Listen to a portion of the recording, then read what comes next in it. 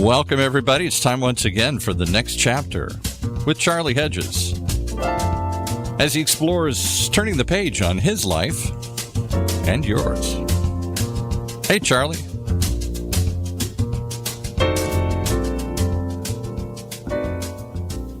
Hey, Paul.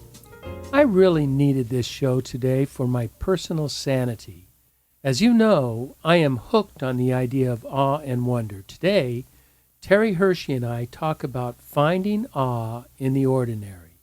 Typically, the idea of awe seems to be often restricted to some sort of event like travel or museums.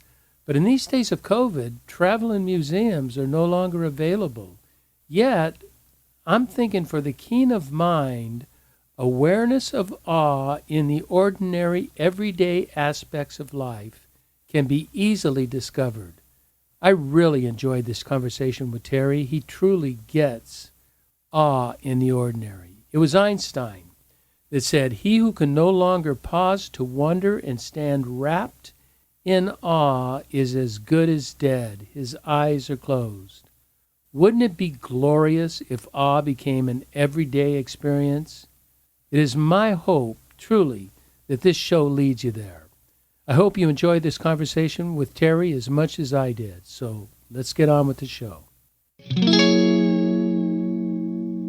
Yo, Hirsch, what's up, man? Charles, good to talk to you. It's good to talk to you. How's everything up in the Pacific Northwest? The weather forecast is rainy and cloudy and gray, which is very rare.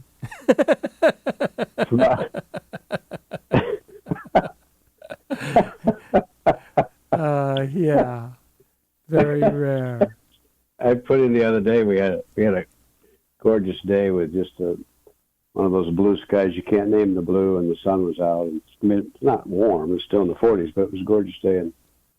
And I put that I had to Google what that was, and I found out it was called sunshine. But I remember when I was in Portland for 3 years, and there was a year there that it rained 179 days of the year. That did not include the additional 100 days of dark and no sun. So you only had like a third of the year in sun, and no wonder everybody was ecstatic with sun. But it creates such beauty. You know, the trade-off is, I think, probably in your case, the trade-off is well worth it, is it not? Oh, yeah, absolutely.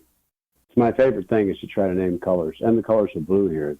That's funny. I was just writing poetry last night, just a little bit. I wasn't really, it was just a little tiny thing. And I wrote green, and I looked for synonyms of green because it was not the right word. Right. And I found emerald, and I just found that I loved emerald. Words mean so much. So, Terry, let me tell you about today.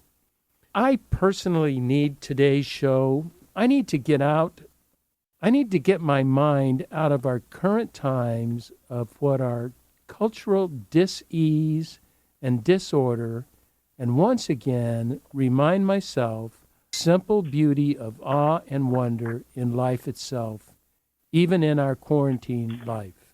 Now, this morning, I knew what my topic was going to be, and I knew you were going to be the guest, but I read your blog this morning. Do you still call that Sabbath Moment, or do you call that a blog?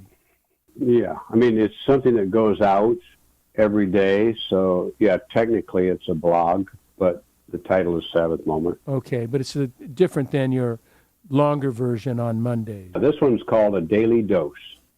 It's literally, I think of it as a vitamin for our emotional well-being, because, to your point, it's a reminder about the stuff we forget when we get derailed by distraction and hurry.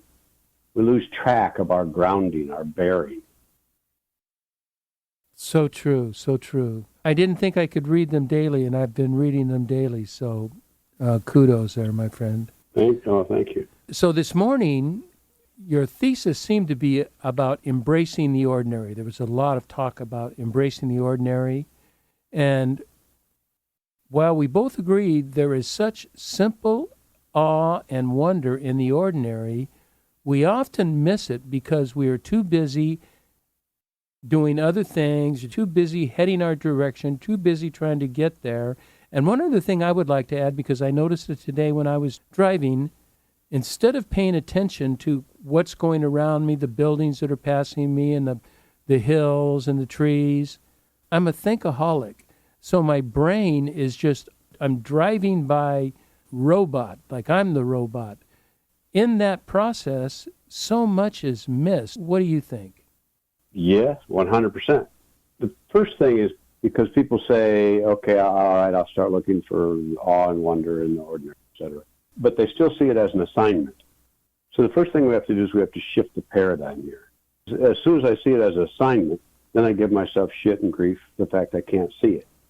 The paradigm shift is, Abram Heschel is a rabbi, said we teach our children how to weigh and measure. We don't teach them awe and wonder. So one of the reasons I'm given over to so much mental consternation is because my paradigm is weighing and measuring. What did I get done today? What do I need to accomplish today? What do we need to report that's successful today? In other words, I've already decided what my paradigm is. What would happen if I was asked different questions at the end of the day? Not what did you get done, but what did you see that made you come alive, that did your heart good, that made you glad, made you smile real big, that made you glad you were in the present moment, that made you not look at your watch, any of those things. Yeah, that's a great idea because, I know several people that like to write journals in the evenings on sort of gratitude lists of journals. I know it works for people and I applaud them. It's just not in my nature. But your question really does strike me. What did I do today or what did I experience today that gave me this sense of just tiny things? Like I get them from buildings and I get them from planters and I get them from relationships. And I had a wonderful lunch with a guy today, and it was so replenishing. I walked away with a sense of wonder that we could connect at this level and the appreciation of it. So I moved from all of the tactics and all the details that we had to cover, and I moved into love for this man and concern for his situation because he's got an illness that he's working through right now. And there it was right there, and by grace, I was able to catch it. I was able not to miss that opportunity. Absolutely. And the thing about reliving that, too, at the end of the day, what did you today that allowed you to be present, is that it's just making space for that sense of gratitude again. And that's an extraordinary thing. That's a great gift. Because what you're doing is you're affirming the things that give you value and therefore ground you. Without, like you said, without it being a checklist of to-do things that make me feel guilty and make me feel overly structured, that I'm more Yeah, important. because then you get those things where, and I have no problem with the gratitude journal. It's a good thing to start with, what are you grateful for today? But sometimes we get, when it becomes a kind of, what are you grateful for? I've been in retreats. What are you grateful for? And someone says that. And the next person's like, oh, my God, that's so good. You think that was good. Wait till you hear what I'm grateful for. You won't believe this shit, dude. So that, then it's a contest. It's like, who's the most grateful? And then we kind of miss the point. Isn't that most true in so many conversations? That you'll have a conversation and somebody will tell you about just this wonderful thing that happened to you, and you say, yeah, that's great. Wait till you hear what mine was. Yeah. Because I really agree with your idea of not keeping scorecards. And the idea of keeping scorecards will keep you far away from anything of awe. 100%. So the paradigm shift is that. In other words, where do I set that down? And once I start to set the scorecard down, you all of a sudden become aware of things in your daily routine that you wouldn't have known, that you wouldn't have otherwise stopped to see. But it doesn't happen accidentally. You have to make a conscious choice to try to do this. If you don't, you just fall into the same paradigm. Yeah. In other words, you can't be a victim of either gratitude or wonder. You can't be a victim of it. You have to be a participant. Ah, well said, Hirsch. Well said. If it becomes a guilt-ridden list, then you're a victim. But yeah, or the thing that I have to see, look, I finally accomplished it at the end of the day kind of thing. You and I are very familiar with that in terms of the way many Christian churches teach people about Christianity, that the paradigm is that way. yeah, and ergo, I fall into my new tradition of mystery. Absolutely. Mystery in and of itself, you don't have to solve the puzzle. Therefore, you're now free to simply be in the puzzle. That's called being in the present moment. Yeah, not only do you not have to solve the puzzle, if you try to solve the puzzle, it just eliminates anything you were doing. Yeah. That was positive. Do you think all of this about that we're talking about embracing the wonder of the ordinary, what does paying attention how does that impact that question or that effort? Paying attention? Paying attention to your day, paying fully attention to what's going on around you rather than full attention to the ego, to the self.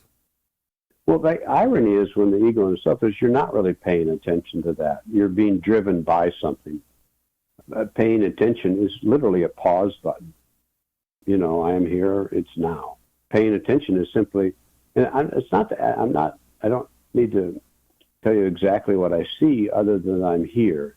That's the mystery part, I have no idea what color that is I'm looking at or what kind of moon is rising over there. I don't know any of those specific things for paying attention, but I know is that I'm here right now, fully present, and it makes my heart glad, and the world is extraordinary. I mean, paying attention, that's paying attention.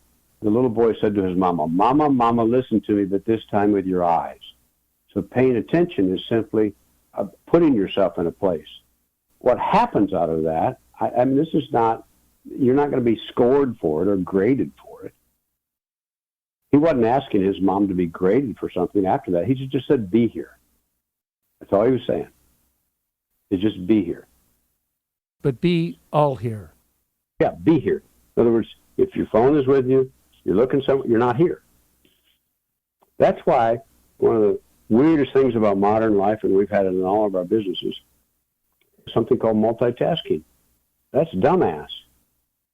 I am incapable of it. I really can't do it. I was talking to a person yesterday, I believe it was yesterday, it was Tuesday, talking to my coach and just said, I do not have the bandwidth for multitasking. I have the capacity to go deep, but I can't go wide, because if it has to go wide, I'm just lost in a plethora of confusion. Does that make any sense? Yeah, it's a good gift to have. I keep coming back to this. Let me quit using the word choice, but we have to make a decision to do that.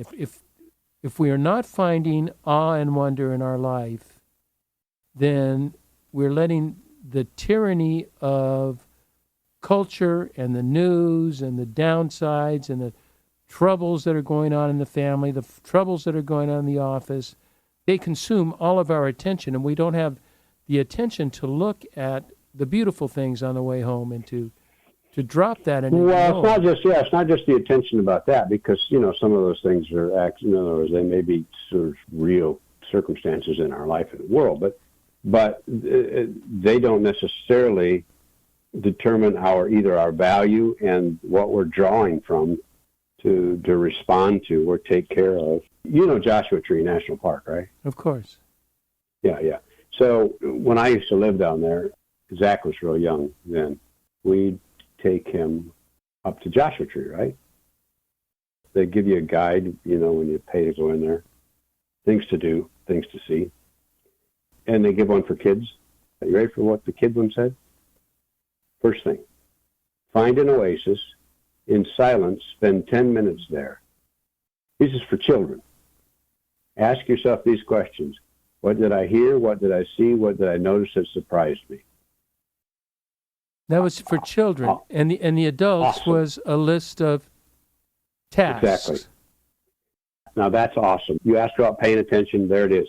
I love shift, the paradigm shift of the questions you ask. It never asks, how many miles does it take to get through? It never asks, what's the shortest route? It never asks, when I get from here to here. It never asks you those things. Not to mention, that doesn't mean you don't have to get there. Mama, listen, but this time with your eyes and your ears and your nose and all the other senses we have. As you're talking, it reminds me of an Albert Einstein quote.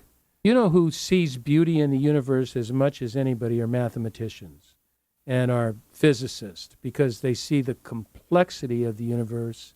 When they truly see the complexity come together, like Einstein and Niels Bohr and the guy that I'm following right now, Frank Wilczek, they just see beauty in the universe, unlike the rest of us, because in their genius state, they see a completion that we don't see. And Einstein wrote this: "He who can no longer pause to wonder and stand amazed in awe is as good as dead. His eyes are closed." Mm-hmm. Isn't that what we're talking about here? Well, yeah, 100%.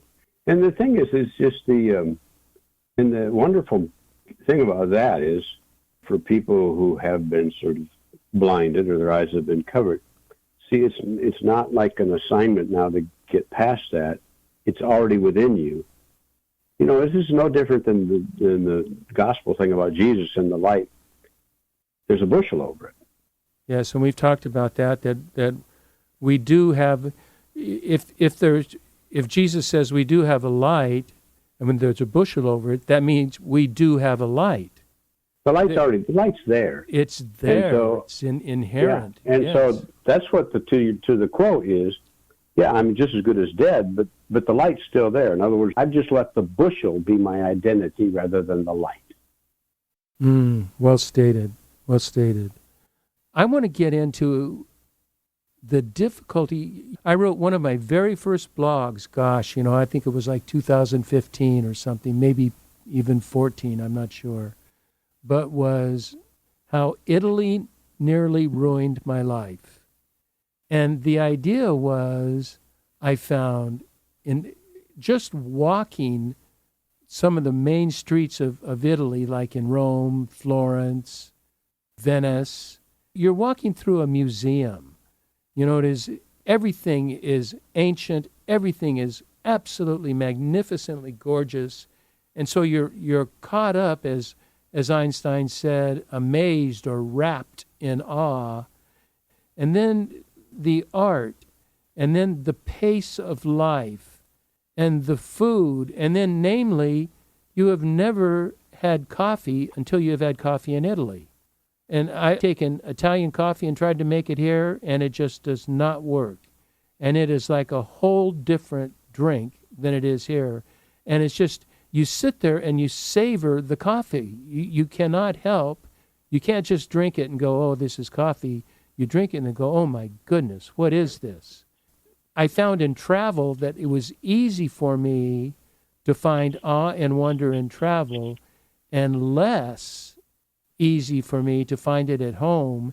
And then I found places to discover it at home, going to film, going to concerts, lots of art museums, relationships with people, and finding either highly intelligent or highly weird people and striking up conversations with them.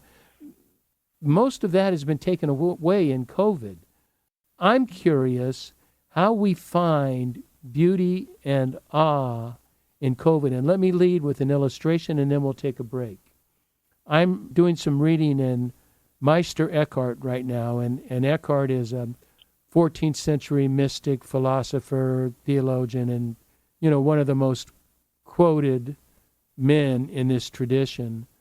And he tells a story. Now, he tells a story of a European man who came upon 100 marks. Now, I have no idea what 100 marks is, but evidently from the context, it was a lot of money.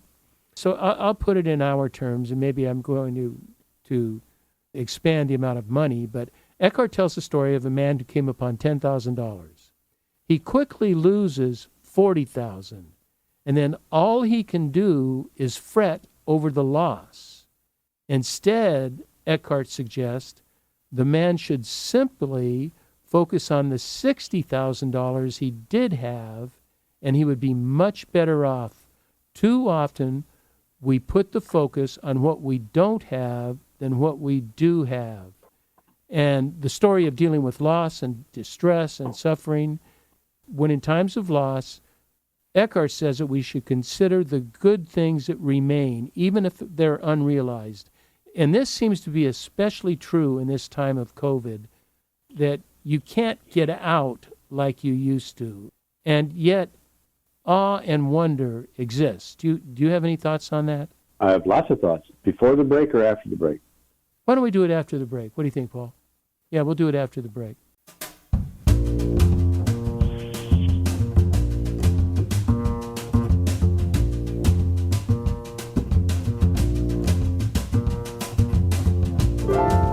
Hi, this is Charlie Hedges, and you're listening to The Next Chapter with Charlie, and I'm here with my good friend Terry Hershey. We are talking about discovering wonder and awe, rediscovering wonder and awe in our life, especially in a time when we have more confined lives, and we don't get to see it out in nature as much, or in museums, or in films, or in interrelationships with people. And so we're now turning the conversation over to where do we find this wonderful gift of awe and wonder, because we're so inundated with all of the let me just say crap that is going on, and beauty and wonder and awe changes our very perspective of life. And I told a story of Meister Eckhart, and Terry has some comments on that. But that was before the break, Charlie. I've already forgotten it, but I'm sure it was a really good story. I forgot who I was talking to. I was talking to myself. I have it written down. You don't. So I looked this up because I thought of an encounter I had with somebody. Tell me about that encounter. This is interesting. This is a letter I wrote to you 25 years ago. Holy No, cow. More than that. More than that. The ones you Longer than threatened that to ago. publish that I won't let you publish till I die. The reason I found it is because it's in one of my books. But I quoted Abram Heschel about don't teach children how to awe and wonder. We teach them how to weigh and measure, right? Right. So it's your Meister Eckhart thing.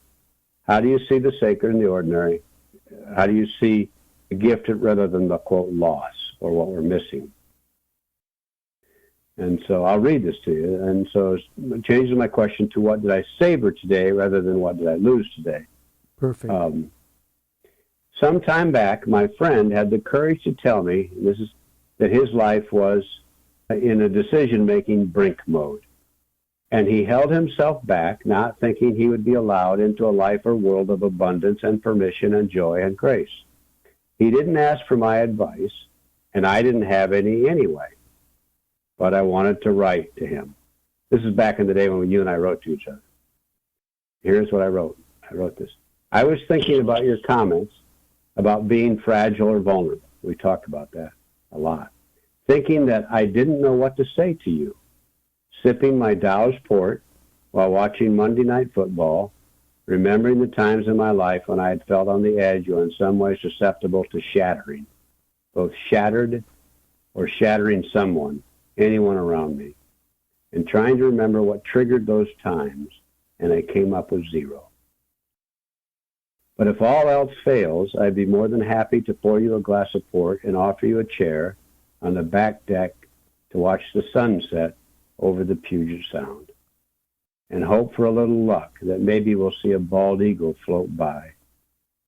And tell you that I don't know much, my friend, but that sure is a damn fine eagle, isn't it? Who knows?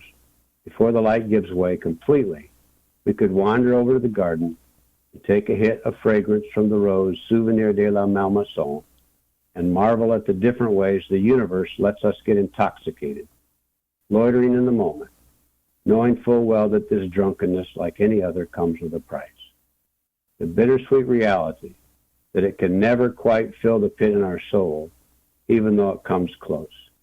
Or we can stay on the deck and crank up the music and let Mr. Clapton fill the dark and empty spaces, swap stories as good friends, and hope that the angels are taking notes on recommendations for ways to make eternity tolerable. Holy cow, you ought to write a book, Terry. That was really well written. It was so right on the mark. It was so right on the mark that there are not necessarily answers, but there are approaches. So that's the way of answering the question. Is that in other words, people are going to get their pen down to I get my pen out because okay, good. How do I shift gears here? See, that's the point. What did you see today that did your heart glad? What did you see today that made you smile a little bit? What did you see today that lifted your spirits? What did you see today that made this day a gift?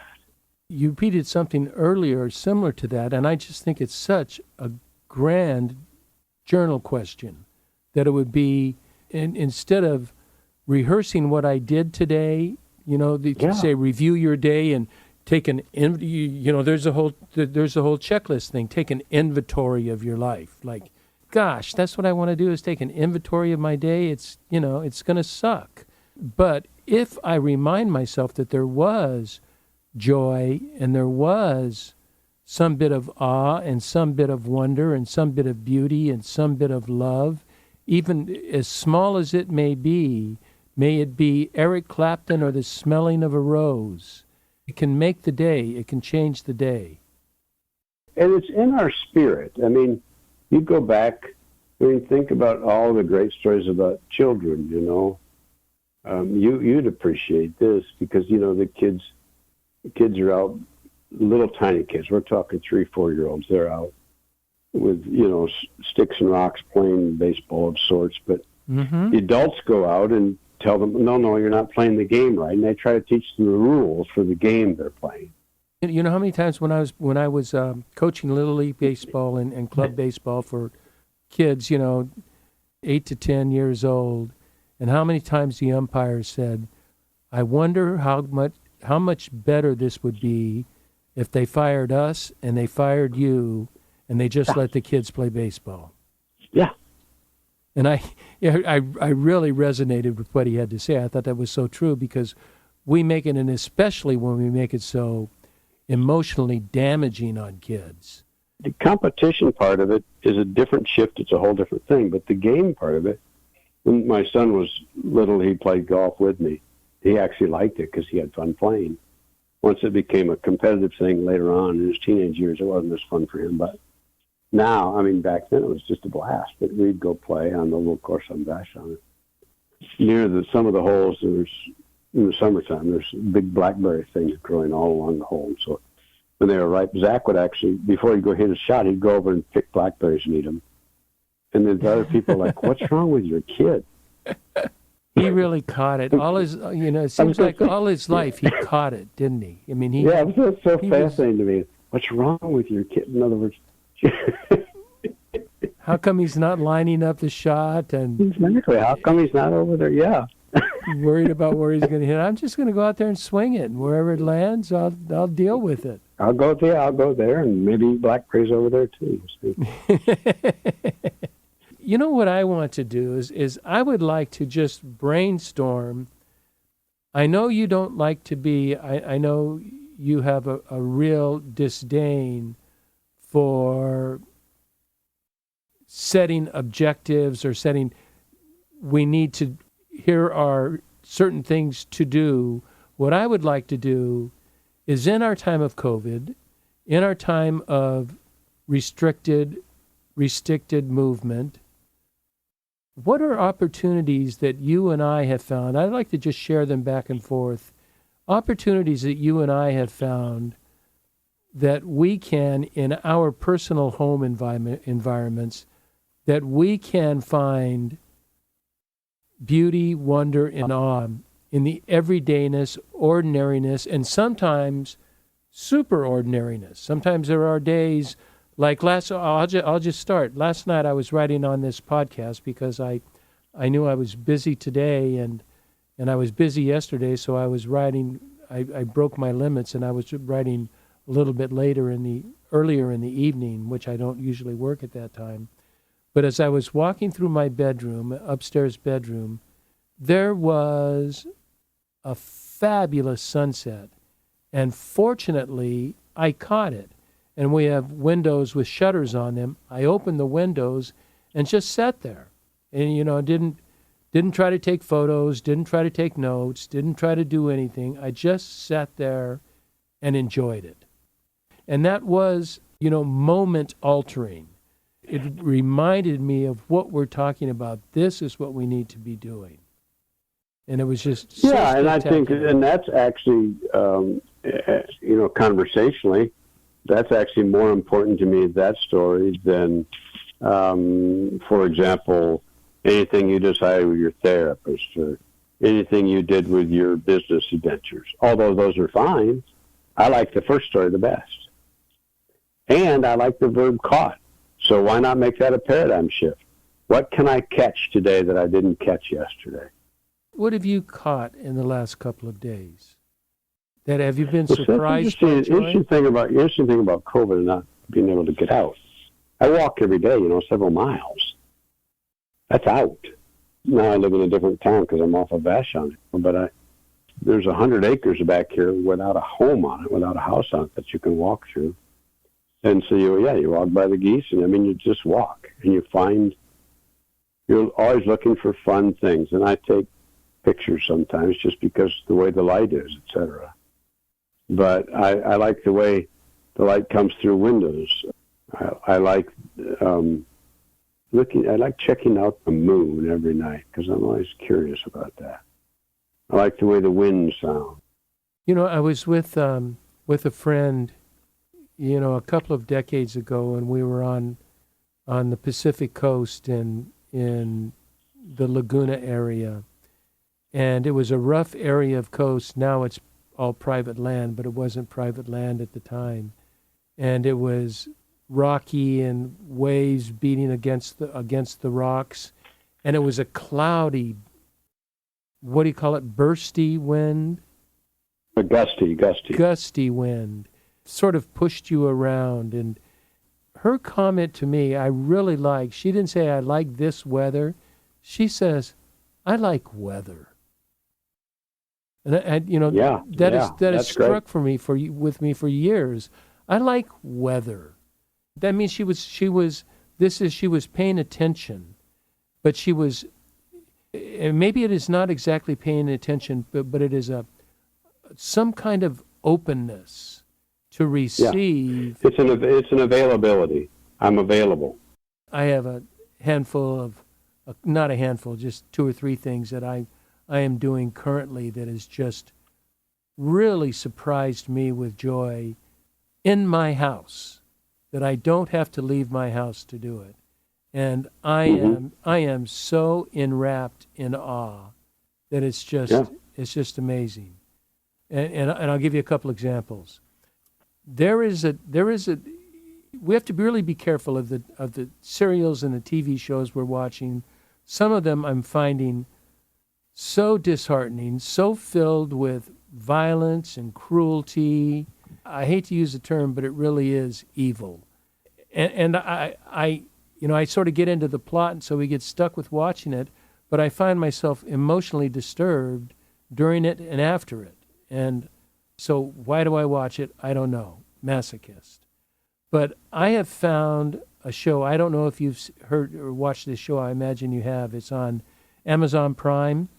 It's titled Mozart in the Jungle. Have you seen that?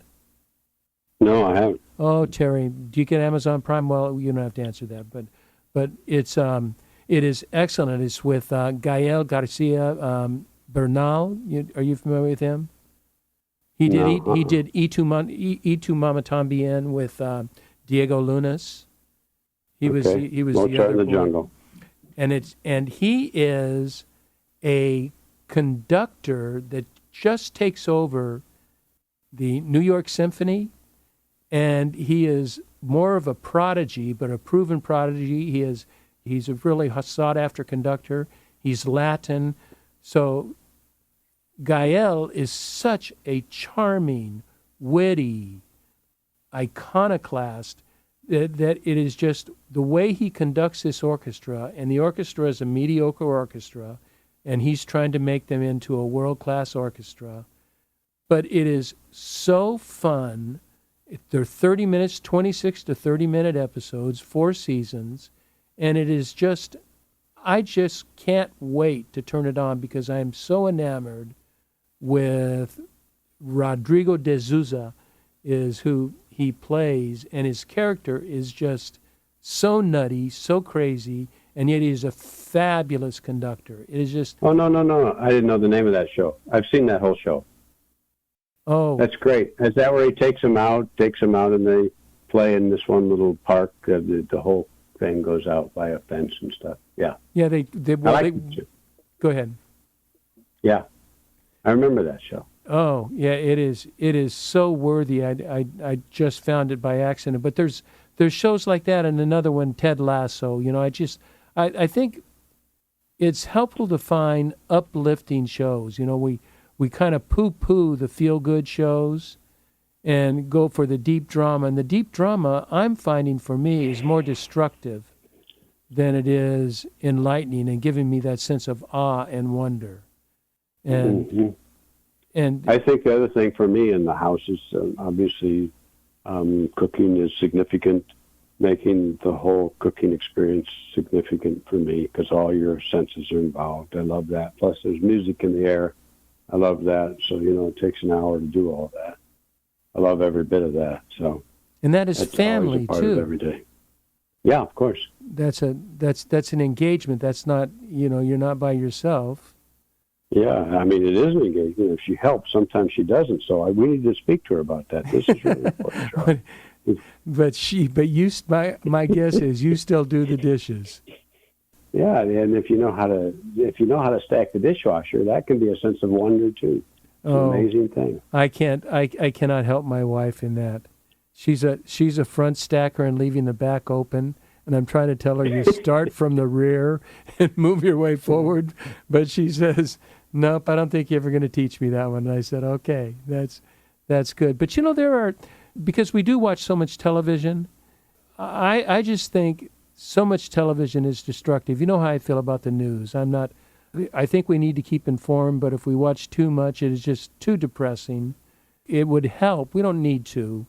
It would help our souls to do the Mozart in the Jungle and the Ted Lassos, and those just happen to be ones that I've seen recently that are just so wonderful, so delightful.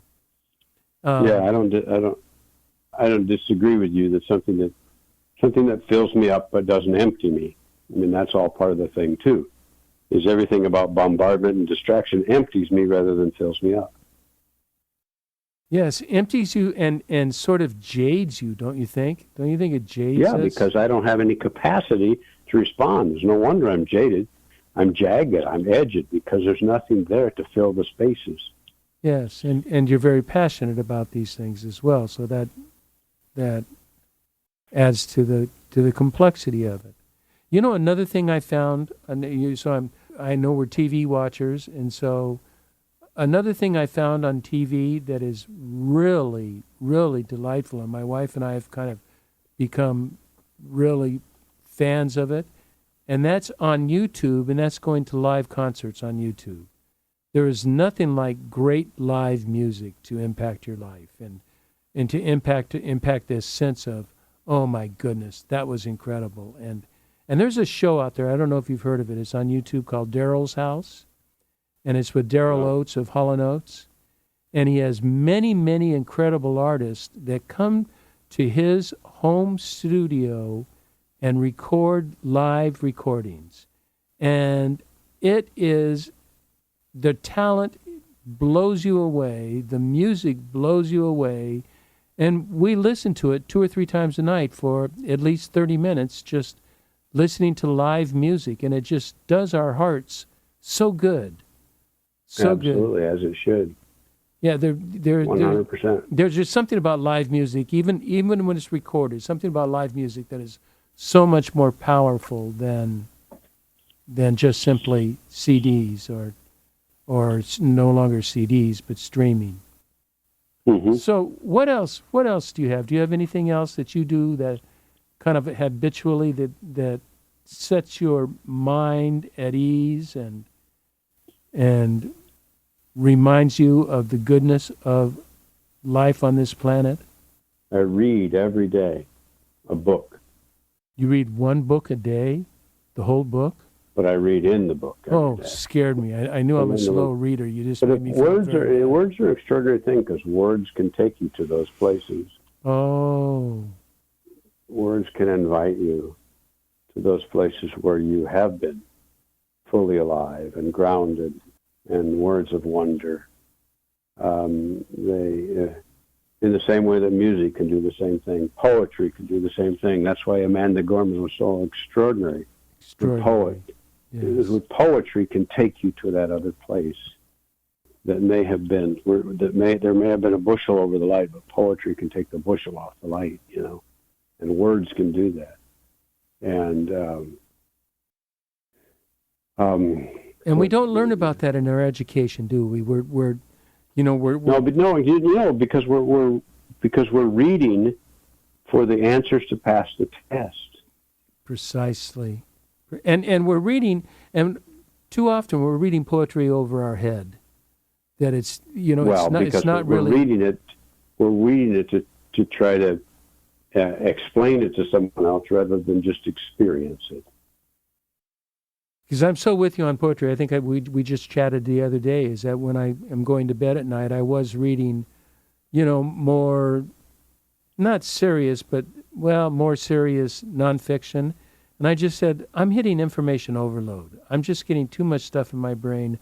I'm going to set it down and I'm going to read some poetry by one of my favorite poets, Naomi Shihab Nye, and her famous book, Words Behind the Words. Poetry you can't read fast. You don't read a book of poems really quickly, because it takes me 2 or 3 times to read a poem to. See, but that's the other thing about it. Is every single one of the things having to do with stuff we talked about today, I wonder, every single thing slows you down. Why? Because it stops you. It pauses you.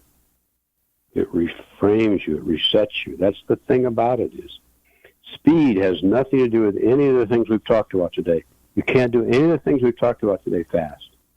Boy, it really comes down to our sense of measuring and creating a checklist in my app Todoist, and I put read Naomi today, so check. No, it Correct. doesn't even make the to-do list. Right. It would be a sin to make it to have it make the to-do list. Yeah, I read Naomi today, and I was going to put her on the checklist, and I got a text from her and said, "Get me off your checklist." And that sounds like her. That would be funny, actually. She would do that. Yeah. Yeah. Well, Terry, this has been so helpful and so enlightening, and I hope our listeners find the same, that they find some, we can find some hope in the solace and the reminder of no matter what the state of the world, there remains awe and wonder, and we get wrapped up in it. Absolutely. Hey, Hirsch, thanks so much, buddy. Thank you, Charles. I certainly enjoy you being on the show, and this was a fun show today. I also want to thank our listeners for tuning into The Next Chapter with Charlie, and I would ask you to please be sure to check out our website at thenextchapter.life. It's not .com or .net, it's .life, L-I-F-E, and on that site you will find our weekly blogs and podcasts, and you can, if you wish, you can always subscribe and make it even easier to access either one. So with that said, until next, this is Charlie Hedges signing off. Bye for now.